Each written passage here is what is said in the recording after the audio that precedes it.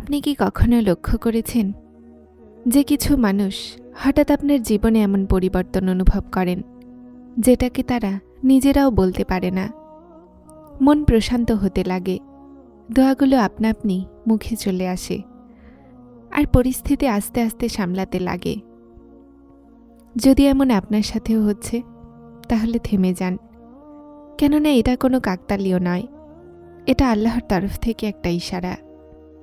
আমার প্রিয় ভাই ও বোনেরা, আল্লাহ তাআলা যখন কারো নসিবের ফয়সালা করে নেন তো সেই ফয়সালা আসমানে হয়, কিন্তু সেটার প্রভাব জমিনে নজরে আসতে লাগে। আল্লাহ রাব্বুল আলামিন নীরবভাবে তার বান্দার অন্তরে এই নিশানিগুলো প্রকাশ করে দেন, যা শুধুমাত্র সেই মানুষই বুঝতে পারে যার মন জীবন্ত থাকে।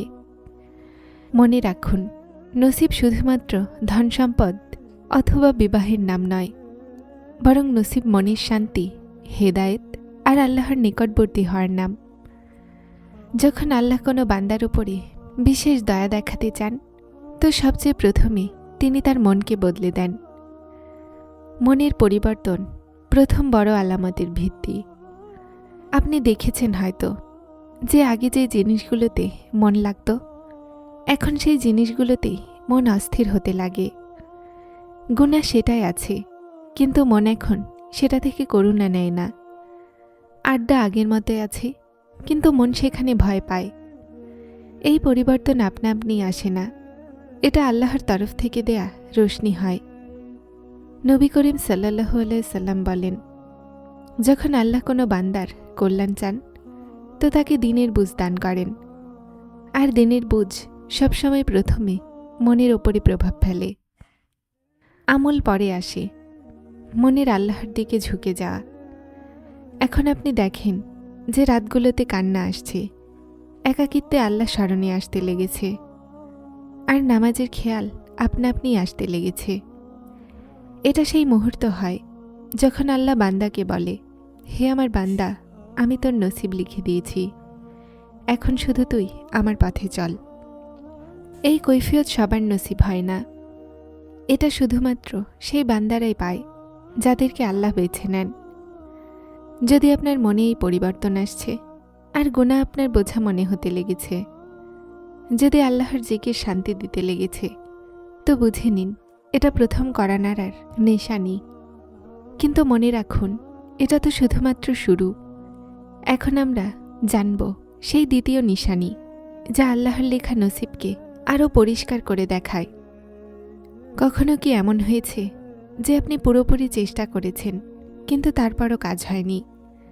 দরজাগুলো ঠকঠকিয়েছেন, কিন্তু তারপরও চারদিকে নীরবতা ছিল।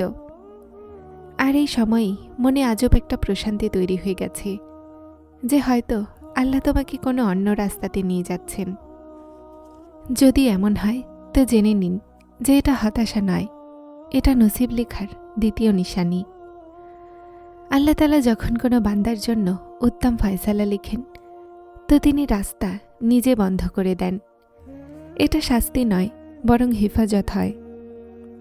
বান্দা ভাবে যে তার কাছ থেকে কিছু কেড়ে নেওয়া হচ্ছে, কিন্তু বাস্তবে আল্লাহ তাকে কোনো বড় পরীক্ষা থেকে বাঁচাচ্ছেন। কোরআন পাকে আল্লাহ বলেন, আর হতে পারে কোনো বিষয় তোমরা পছন্দ করো অথচ তা তোমাদের জন্য অকল্যাণকর, আর তোমরা যে বিষয় অপছন্দ করো তা তোমাদের জন্য কল্যাণকর। যখন চেষ্টার পরেও ব্যর্থ হও, তুমি দেখো যে চাকরির চেষ্টা ব্যর্থ হয়ে গেল, বিয়ে ঠিক হয়ে ভেঙে গেল, মন ভেঙে যায়, চোখগুলো ভিজে যায়, কিন্তু অবাক করা বিষয় হলো এটা, মন অভিযোগ করে না, বরং বলে, ইয়া আল্লাহ, আপনি অবশ্যই দেন।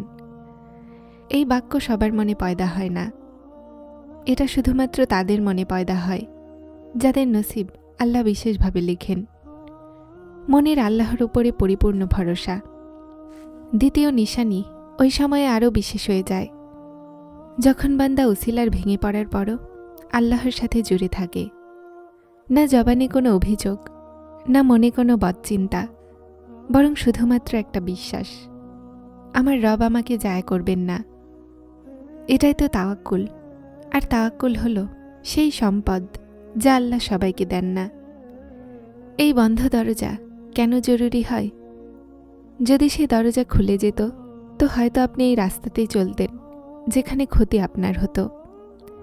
আল্লাহ বন্ধ করে বলে দেন, এই রাস্তা তোমার নসিবে ছিল না। এভাবে আল্লাহ এক রাস্তা বন্ধ করে আপনার জন্য আরেকটি নতুন রাস্তা খুলে দেন। আর মন তারপরও প্রশান্ত আছে, তাহলে বুঝে নিন এটা দ্বিতীয় নিশানি যে আল্লাহ আপনার নসিব লিখে দিয়েছেন। এখন আমরা কথা বলবো তৃতীয় নিশানির।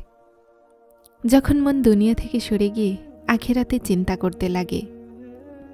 আপনি কি কখনো অনুভব করেছেন যে কিছু জিনিসগুলো যেটা ছাড়া কখনো চলতে কঠিন লাগতো, আজ সেই জিনিসগুলোতেই মন খালি খালি লাগতো। এমন মনে হয় যে সবই তো আছে, কিন্তু মনে কোথাও না কোথাও একটা নীরবতা ছেয়ে আছে। যদি হ্যাঁ হয় তো এটা উদাসীন নয়, এটা আল্লাহর তরফ থেকে ডাক হয়। যখন আল্লাহ কোনো বান্দার নসিব লিখে দেন তো তিনি তার মন থেকে দুনিয়ার ভালোবাসা কম করে দেন আর আখিরাতে চিন্তা বেশি করে দেন। এটা দুনিয়ার প্রতি ঘৃণা হয় না, বরং দুনিয়ার বাস্তবতা বুঝে চলে আসা হয়। কোরআন মাজিদে আল্লাহ তাআলা বলেন, দুনিয়ার জীবন তো নিছক ধোঁকার বস্তু। এখন বান্দা নিজেকে বদলানো অনুভব করে, অযথা কাজে মন বসে না, সময় নষ্ট হতে মন কষ্ট পায়। একাকিত্বে আল্লাহকে মনে করা শান্তি দেয়। এই সব কিছু জোর করে হয় না, এটা মনের ভিতরে দেয়া সেই আওয়াজ হয় যা শুধুমাত্র আল্লাহ দেন। আখিরাতে চিন্তা কিভাবে আসে? এখন বান্দা ভাবতে লাগে, যদি আজ আল্লাহ আমাকে ডেকে নেন তো আমি কি নিয়ে যাব? আমার রব কি আমার উপরে রাজি হবেন? এই প্রশ্ন ভয়ানক হয় না, বরং সামলানোর মানে হয়। নবী করিম সাল্লাল্লাহু আলাইহি সাল্লাম বলেন, বুদ্ধিমান যে সে তার নফসকে নিয়ন্ত্রণ করে আর মৃত্যুর পরের জীবনের জন্য আমল করে। দুনিয়াতে থেকে মন আখিরাতে। এই তৃতীয় নিশানি এটা নয় যে বান্দা সব ছেড়ে দিবে, কিন্তু এটা যে দুনিয়া হাতে থাকুক আর মন আল্লাহর নিকট থাকুক। এখন আমরা জানব চতুর্থ নিশানি।